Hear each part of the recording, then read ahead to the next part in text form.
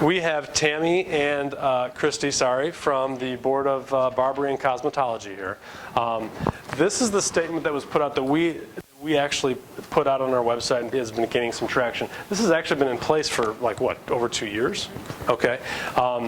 You know, states like California, like Illinois, have somewhat limited resources. It's difficult to get the word out sometimes. So a lot of people don't know about this, but what it essentially says, according to the statement, which has been on the books for a while, is that estheticians cannot do microneedling treatments, okay? And that also applies to dermaplaning as well, from my reading of it, because you've got removal of any skin by means of razor edge tool or similar device, okay? So what this means is that if you have estheticians in your spa, which most people do, and you want them to do microneedling, according to the rules, they can't do that. Now, these ladies who we've been involved with for a while, they're very sweet. Don't shoot the messenger. They saw our post and were nice enough to come in and make sure that people had questions answered if they had any about microneedling and dermaplaning. So why don't we start off by just make sure your mics are on. Just if you want, just kind of introduce yourself, kind of who you are, what you do, and what the Board of Cosmetology does, and then maybe a brief statement about what your understanding is of the rule, and then you can run like hell. Okay. I'm happy to be here today, not from the medical board. Right. So my name's Christy Underwood. I'm the executive officer of the Board of Barbering and Cosmetology. I'm Tammy Guess. I'm the board's project manager. So just a quick background on what we do. We license the estheticians and cosmetologists, barbers, all the beautification aspect of it. So we are a consumer protection board. We are only concerned, our main focus is to protect the consumers.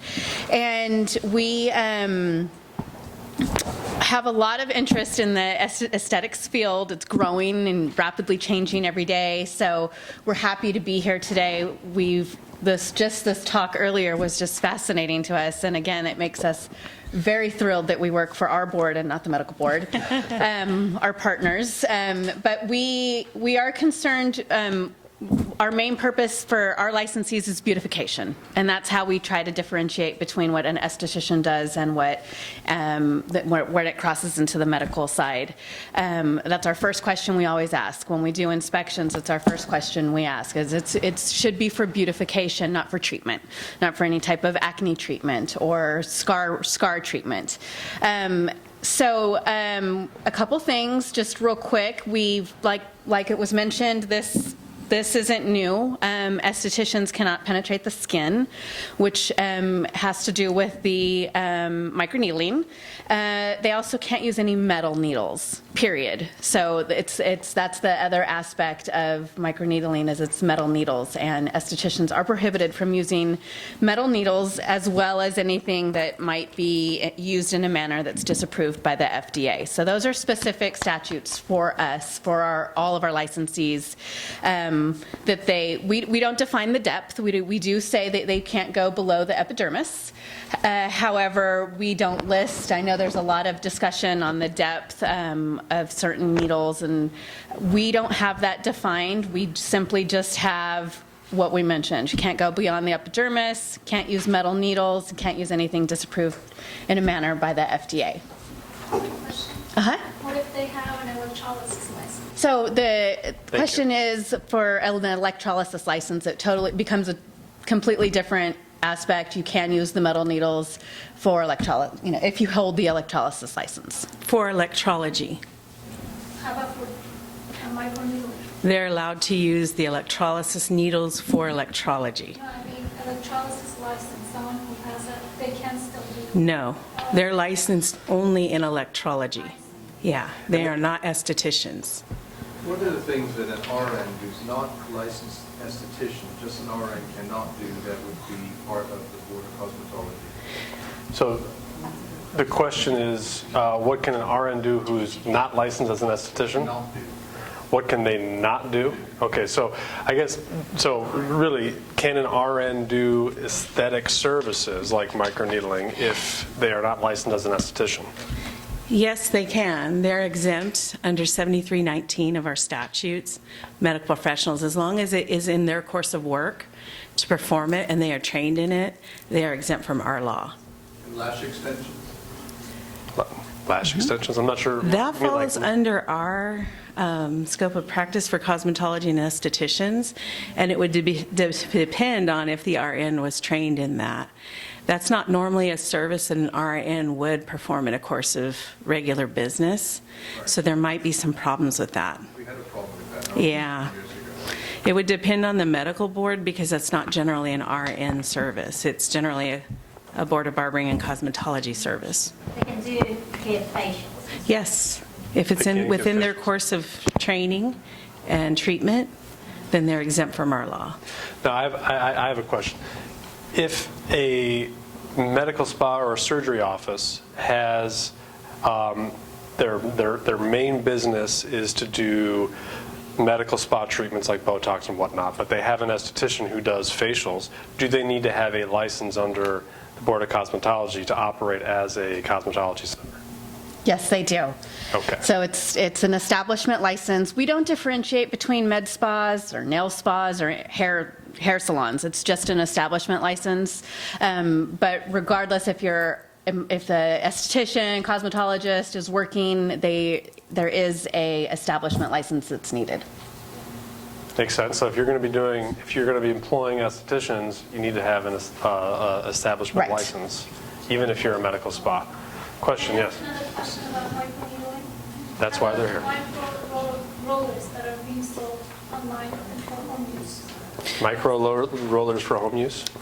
Go ahead. We don't regulate any retail sales. It's out of our jurisdiction. So if they buy it for personal use, we are concerned with what's happening in the shop or salon or spa. And it was mentioned earlier, I know, about lasers, how the marketing is done, and I would just piggyback on that it's so important. We find people all the time who have lasers and microneedling who have been sold these items saying that, just estheticians, not even in med spas, who are purchasing very expensive equipment and then getting fined by us because they have this equipment. So it's really, really important to make sure when things are being purchased that the estheticians are targeted by the marketers, that they can use these machines when they can't. I do have one thing to add too. At times we'll run into an occasion where there's an RN who is also a licensed esthetician. If she's performing a medical service, she doesn't want to represent herself as an esthetician at that time. So she would literally want to flip her aesthetic license over so that there's no confusion to the customer in that she's operating in an RN fashion and not in an aesthetic fashion at that time. Does that make sense? Yes. My understanding is that the State Board of Cosmetology approves estheticians to use the Dermatude. The question was, can estheticians use Dermatude? And we don't necessarily, we do not approve certain products. So it's not necessarily the product that we've approved, but the Dermatude is the Polycarbonate, it's made of polycarbonate instead of metal. Right. So it bypasses that regulation. So technically, if there was a microneedling machine made of something besides metal, it could be used by an esthetician? Not necessarily now in view of all the FDA Right. information that's been coming out, because we also have a portion of our law that says you cannot use a device in a manner disapproved by the FDA. So you would definitely want to make sure that Dermatude or whatever device you were using was in compliance with FDA before you started using it. What is Dermatude? It's a microneedling device that's made of polycarbonate, and their device does not go past the epidermal layer. So our Section 991 that we consider invasive procedures, they bypass those two holdups. Pressure then? Because It's not made out of metal. sorry, Is that I thought it was you couldn't pierce the skin. I thought you couldn't pierce. past the epidermal layer. So you Yeah. can't pierce the skin past the epidermal layer, period. But you also can't use a metal needle. So that, you, if I could lance it without a needle, I think it'd be fine. If I use a needle. We do allow extractions, manual extractions, and so you could do that. We don't recommend that they pierce anything because piercing is in the medical law. Under 2052, under... With microneedling, you are piercing the skin, you're saying. Not with a poly. Right. Right. Right. Our law says not past the epidermis, not made of metal, and not in a manner disapproved by the FDA. So to get around that, you would have to meet each of those 3 criteria. Dermatude meets 2 of them. They're polycarbonate and they don't go past the epidermis. But there's, in view of recent FDA information, there might be question if they are okay with the FDA. And we also would, if somebody were injured by a dermatude or something similar, that would be an investigation we would take on to see if an esthetician was performing that and then actually went below the epidermis. So it would result in an investigation from our board as well. One more question. Has the board ever considered creating more opportunities for training versus just pulling back on all the resources that you're doing? So the question is about training and resources. Training for estheticians? Well, right now that's what we're talking about. So yes, would you ever consider like having a training on microneedling and then getting certified in that rather than saying we're delegating this up now to nurses? And so what's basically happening is that all processes are getting pushed up to doctors who really don't want to be doing those all the same. Right. So a couple of years ago, there was a group that tried to establish a master esthetician license, which would expand our current scope. So our scope of practice for an esthetician is set in law. So to change it, it would have to go, through a legislator and have a bill and go through the entire legislative process. There was a group that looked at trying to get a master esthetician license who could, an esthetician, I believe they were asking for an additional 600 hours of training. Right now the esthetician training is 600 hours, to allow them to do different types of services, more advanced services, and it did not get through the legislative process. So that's why it's set. So in order to affect the change that you're asking for, as far as additional training and exceptions, what is the process that people would have to go through? It's the legislative process, correct? Correct. The legislative process start with local assembly member or senator to see if they would carry a bill. The board supported it, actually. It was a group based out of San Diego, and the board was supportive in looking at trying to extend the esthetician license or add another one, but it wasn't successful through the legislative process. Yes, sir. The certification is necessary for medical tattoo right now. Has that changed at all recently? Medical tattoo. Is there a certification for medical tattoo? Do you have any opinions on medical tattoos? It's our understanding that that's handled through the Department of Public Health. So typically, Because they go, quite deep. Right. It's not under our regulatory authority. and another question that I often get is from acupuncturists or tattoo artists. Do you have any opinion on whether they can do microneedling, or is that not under your jurisdiction? That's not under our Yeah, I wouldn't know. Yeah. Yeah, and my opinion on that is no, they cannot. Yes, ma'am. Yeah, so what's your opinion on the use of LED or light therapy by estheticians? Because we're getting a lot of mixed information that they can and can or cannot do. So the question is, can estheticians use LED or light therapy? And the answer is they can. It was 2 years ago, was it, that they could not? But we actually heard from the industry, and we changed some regulations to make sure that estheticians can use LED. So all colors? Yes. So it's LED, and it's for the sole purpose of beautification. So you wouldn't want to use an LED device for pain management, because now you've crossed over to the medical practice of medicine. So it would just be within the aesthetic scope of practice, because we see LED devices marketed for pain management or services outside of the aesthetic scope of practice. So you'd want to watch that, and it's not to be confused with IPLs, because IPLs are off the table for our licensees. So all this still applies for estheticians regardless if you have a doctor, if you're under a doctor?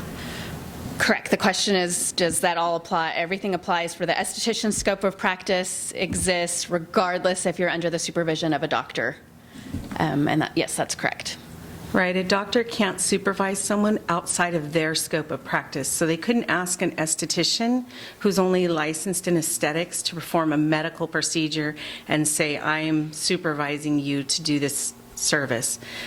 Yeah, they would be in trouble with their license, their medical license. What's the enforcement appetite like at the board right now? Are you actively enforcing these? Are you investigating? What's going on? We don't get a lot of consumer complaints on microneedling, for instance. We find it a lot. I'll be quite honest. We find it a lot in nail salons. So it's way above and beyond. Our concerns are usually not with the med spas.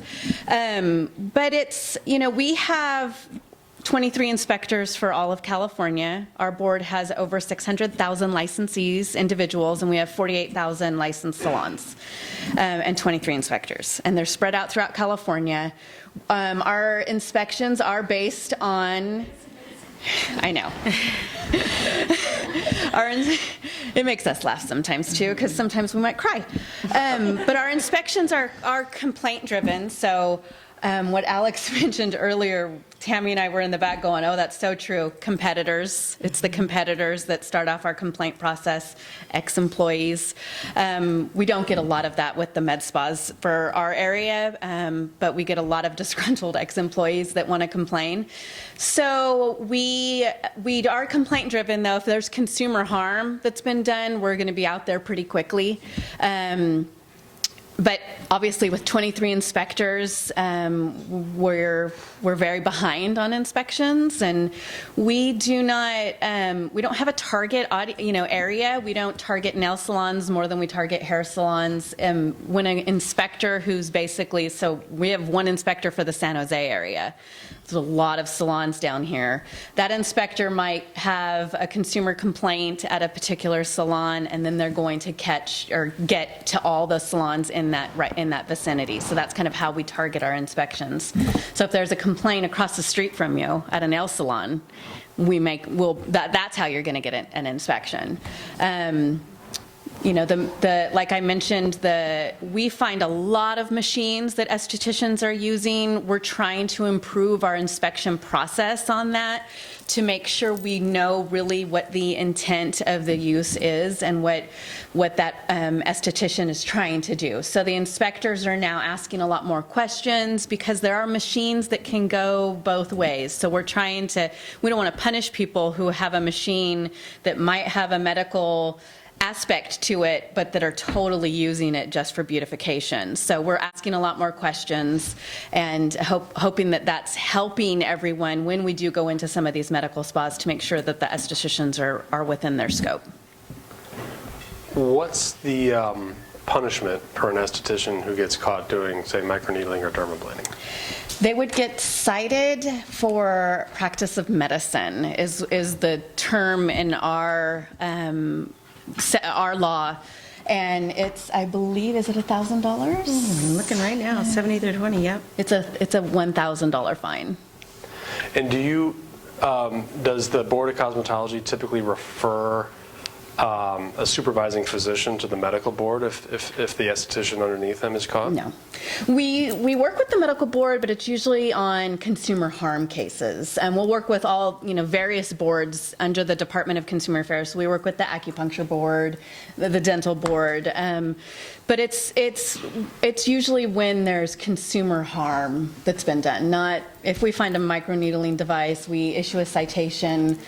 A lot of times it's an esthetician who really got sold the microneedling roller and had no idea. We have an appeal process that if you receive a citation, you can come before the 3 members of our board and explain why you had the device, and usually the board takes that into consideration because it's a huge fine, not only for an establishment but for an individual esthetician. $1,000 is obviously would be a huge amount. So there's a process for potentially getting that fine reduced. You can go to the board and just basically, that's one of the reasons for an appeal, is that fine's outrageous. Can you help me? So we hear a lot of that as well. And I guess my last question is, do you ever get referrals from, say, the medical board who are investigating a medical spa for a host of other reasons, and one of the things they realize is that there are estheticians there practicing medicine? We would. One of our most common issues that we actually have is estheticians, and it's really, our estheticians are pretty good. It's one of our license types that I feel sort of do follow most of the laws and regulations. We get a lot of people that are not licensed to perform skin tag removal. Skin tag mole removal is probably one of our biggest issues that we have, that we might work with the medical, because it's a medical procedure, and the medical board would usually let us know if they find something like that, and vice versa, because it's really, really common in the industry. And I guess finally, what advice would you give to, I mean, a lot of these folks have med spas, they're getting ready to open med spas. Estheticians play a big part in our industry. What advice would you give to them about how to deal with these regulations, and where can they find more information and things like that? So on our website, and did we pass? Yes. So it's some information was passed out. One of the best things that you can do is a self-inspection. So if you're an owner, rather you're a doctor or a non-doctor, and you're hiring an esthetician, have them perform self-inspections. It's a long sheet that you can get off of our website, and it's basically what an inspector would look at if they walk into an establishment. It's a list, it's a checklist, yes and no. Doing that regularly, we are an industry. We have lots of labeling issues. It is one of our most common violations. This is that items aren't disinfected properly or labeled correctly, and it eventually adds up. And as an owner of an establishment, you are held responsible for any violations that are committed by the esthetician. So have them perform regular self-inspections. It's quick, it's simple, and it usually keeps people right on track for making sure there's no violations.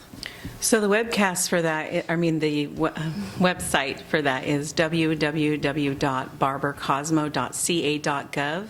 And up at the top, you'll see a little blue button that says Forms and Publications. Just click on that and look for the self-inspection sheet. And there's also a little trifold brochure called What to Expect When You're Inspected. It will give you an overview of the inspection process, what to look for when the inspector does visit your med spa. We also have a link on our website to send us an email. Our emails are usually answered within 24 to 48 hours. I don't recommend calling. It's calling a state office. You could get caught in a phone tree for a long time. But if you send an email, if you have any questions at all, and send an email, the person who responds to our emails will get it to the right person. You'll usually get a response very quickly. So always ask a question, and we're happy to help anytime. The pretty new thing about the lash tinting, is that in just California? No, it's the FDA has put an import alert on any tinting and has said that tinting around the eye area can't be done. There's no product available right now. So we didn't take it out of our curriculum. So students in school are still taught the process, because we're hoping a manufacturer will come out with something that can be approved. But right now, if the product itself is found, it's a violation. That's eyelash and eyebrow? Yes. Was that an esthetician that got in trouble for, or was it a nail person? It wasn't in California, actually. It was just that the FDA had reached out to us. So it came actually from the FDA. It actually, we have not had any issues with it. No consumer harm that we've seen. How often are your establishment license renewed? Every 2 years, and it's $50. And do you send out a notice telling them that their establishment is renewed? And a renewal notice goes out about 90 days in advance. And that's in relation to an establishment license. For the establishment, correct. Okay. And everybody gets that? All the establishments get a renewal notice, as well as our individual licensees. So the esthetician would get a notice about 90 days in advance as well for renewal. And we'll make sure to post all this information, if it's okay with you, on our website, and make sure we get it out. We've got a great relationship with, and they've been very, very helpful. So and of course, if there's anything more that comes out, we're happy to help publish it. Are you going to stick around for a little bit? Yes. Okay, so they will be here for additional questions. And I can't thank you guys enough for coming. I really, really appreciate it. Thank you for having us. I think the key takeaways here is just to make sure when we're talking about microneedling to keep your estheticians out of the line of fire. Okay? Thank you very much. Appreciate it. Thanks so much for coming.